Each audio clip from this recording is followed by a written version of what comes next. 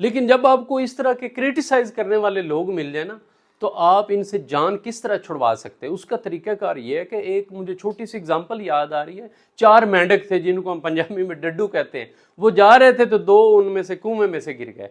तो वो जो उन्होंने कोशिश तो की निकलने की, एक तो हिम्मत हार के बैठ गया, तो दूसरा जो है वो बार बार जंप ले रहा था, लेकिन उन्होंने कहा तुम मर जाओगे, तुम ये नहीं कर सकते। तो वो हिम्मत हार कर वहीं पे मेंढक जो है वो मर गया, वो बाहर आ ही नहीं सका। दूसरा जो है जब उसने देखा कि वो मर गया तो मैं भी ना मर जाऊं, वो ऊपर वाले जो है वो आवाजें देते रहे, बुलाते रहे, लेकिन वो जंप लगाता रहा। जब उसने कोशिश की हत्ता कि वो बाहर आ गया।